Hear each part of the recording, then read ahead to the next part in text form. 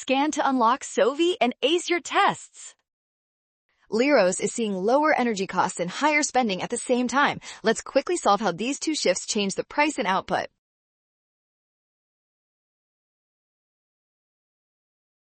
Lower energy prices act as a positive supply shock, shifting the short-run aggregate supply curve to the right. This move naturally lowers the price level while boosting the real output.